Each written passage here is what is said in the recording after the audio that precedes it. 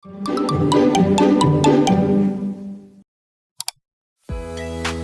anak-anak, berjumpa lagi dengan saya Ibu Yasin Tarski di pembelajaran matematika. Pada pertemuan kali ini, kita akan secara khusus membahas tentang analisis data pada jumlah pertumbuhan koloni bakteri yang dikembangkan dalam media agar pada suhu ruangan selama 24 jam. Adapun tujuan pembelajaran kita adalah mengidentifikasi nilai yang paling mewakili data melalui pengamatan dan perhitungan sederhana. Dalam kegiatan praktikum biologi, kita sering melakukan pengamatan untuk memahami bagaimana makhluk hidup tumbuh dan berkembang. Salah satunya adalah dengan mengamati pertumbuhan bakteri pada media agar. Melalui hasil pengamatan ini, kita tidak hanya belajar tentang biologi, tetapi juga bagaimana cara menganalisis data agar memperoleh kesimpulan yang tepat. Nah, sekarang perhatikan soal kontekstual berikut ini. Seorang siswa melakukan percobaan untuk mengamati pertumbuhan bakteri.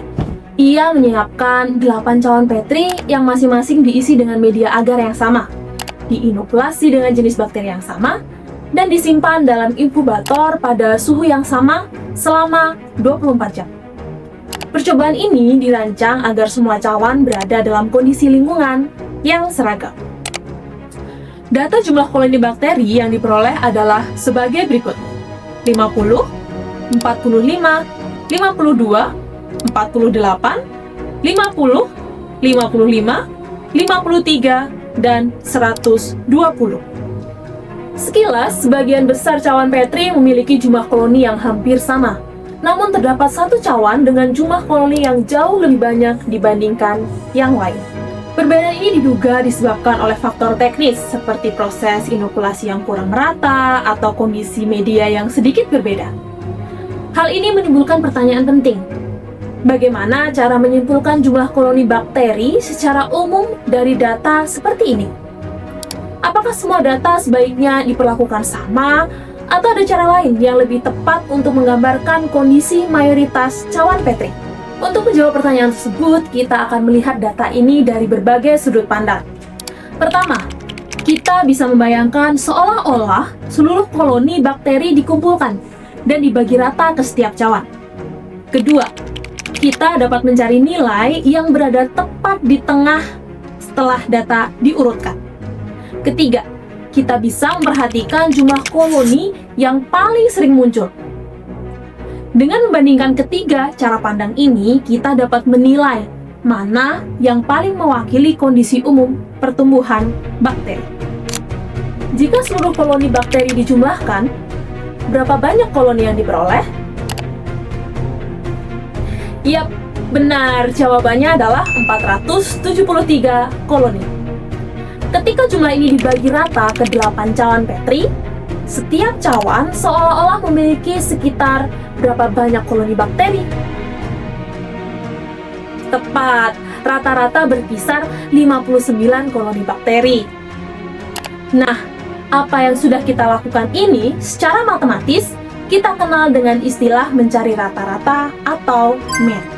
Selanjutnya, jika kita kembali melihat data awal, sebagian besar cawan hanya memiliki sekitar 45 hingga 55 koloni.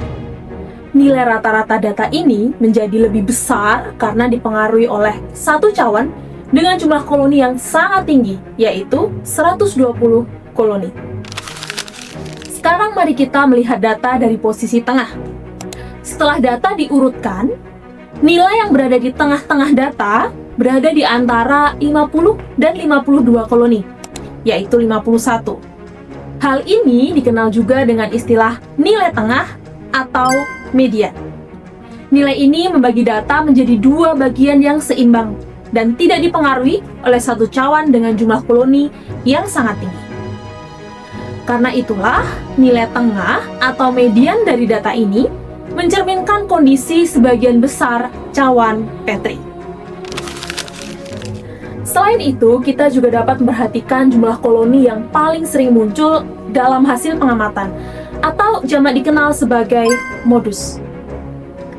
Pada gambar ini, manakah jumlah koloni yang paling sering muncul dibandingkan dengan nilai lainnya? Jawaban yang tepat adalah 50 koloni. Apakah artinya? Artinya, hal ini menunjukkan bahwa jumlah tersebut merupakan kondisi yang paling umum terjadi. Berdasarkan ketiga cara pandang tersebut, kita dapat menyimpulkan bahwa nilai hasil pembagian rata seluruh koloni kurang tepat digunakan. Nilai tersebut terlalu dipengaruhi oleh satu cawan Petri yang menyimpang akibat faktor teknis. Nilai yang berada di tengah data, yaitu 51, dan nilai yang paling sering muncul, yaitu 50, lebih mewakili kondisi mayoritas cawan Petri. Kedua nilai ini memberikan gambaran yang lebih adil tentang pertumbuhan bakteri secara umum. Dalam analisis data biologi, tidak semua angka harus diperlakukan sama.